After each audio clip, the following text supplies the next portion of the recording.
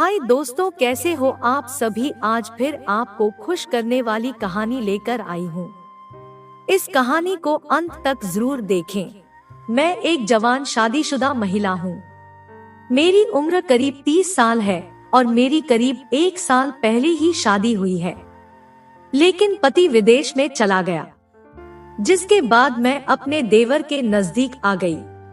सर्दी के मौसम में देवर ने पति की कमी को पूरा किया। दरअसल मेरी शादी सुकेश नाम के लड़के के साथ घरवालों ने की है, लेकिन जवानी के इस वक्त में पति मुझे छोड़कर विदेश चला गया, जिसके बाद मेरे लिए कुछ जिंदगी में रस नहीं रहा। पति भी विदेश में होने के चलते कभी कभार बात करता है। शादी से पहले मुझे विश्वास था कि मैं उससे प्यार करना सीख सकती हूँ, और मैंने किया, लेकिन वह अभी तक मुझसे प्यार नहीं कर पाया है। मैं हमेशा उसके प्यार के लिए तरसता रहती हूँ।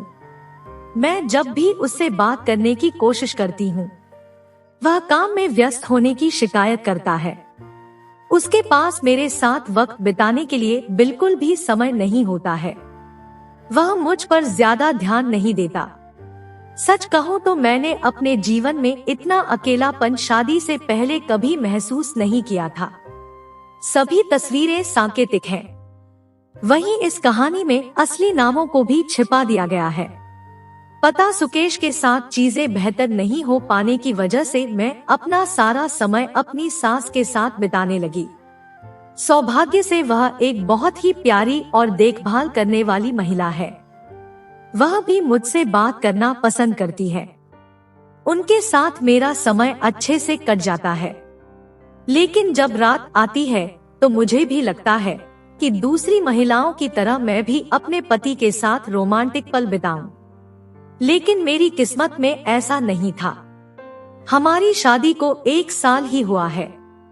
ऐसे में हम कुछ ही बार इंटीमेट हुए हैं, वो भी उसके मूड के हिसाब से। मेरी जरूरतों और चाहतों की उसने कभी परवाह नहीं की थी।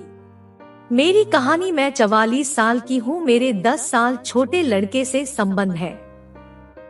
क्योंकि मेरे पति मेरी जरूरतों को नहीं समझते, मैं अपनी शादी में बहुत ही कमजोर महसूस कर ही रही थी कि इस बीच विशाल का छोटा भाई ऋषभ न्यूजीलैंड से अपनी नौकरी छोड़कर भारत वापस आ गया। मैं उससे पहली बार मिल रही थी। मैंने उसे शादी में नहीं देखा था।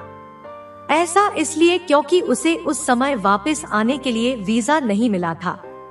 ऐसे में जब वह वापस आया तो मैं उसे देखकर पूरी तरह दंग रह गई। ऐसा इसलिए क्योंकि ऋषभ देखने में बहुत ही हैंडसम है। उसके पास न केवल अच्छी खासी हाइट है, बल्कि उसकी आवाज भी बहुत ही अच्छी है। उसके साथ बातचीत करने के बाद मेरे दिमाग में जो पहला विचार आया वह यह कि वो लड़की कितनी भाग्यशाली होगी जिसे अपने पति के रूप में ऋषभ मिलेगा।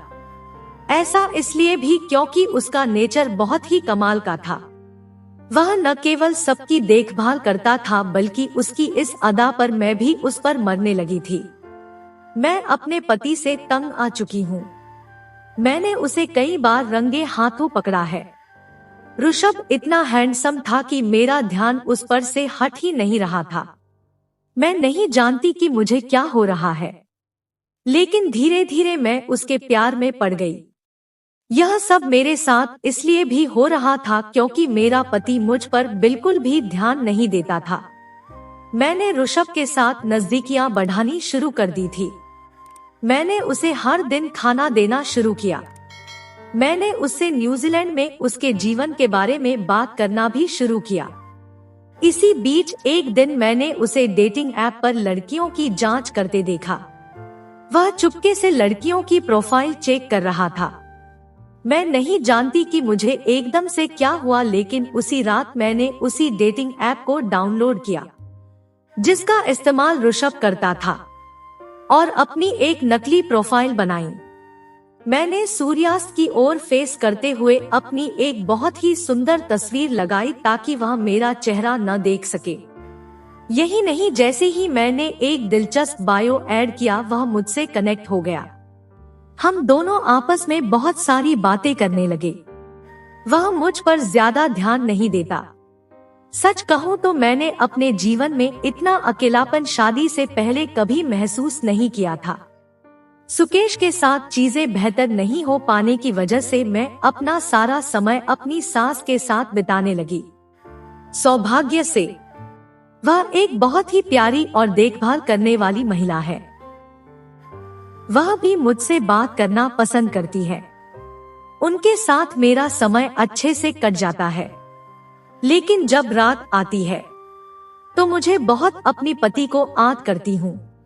तो मुझे भी लगता है कि दूसरी महिलाओं की तरह मैं भी अपने पति के साथ रोमांटिक पल बिताऊं। लेकिन मेरी किस्मत में ऐसा नहीं था। ऐसे में हम कुछ ही बार टिके हुए हैं, वो भी उसके मूड के हिसाब से। मेरी जरूरतों और चाहतों की उसने कभी पूरा नहीं किया था।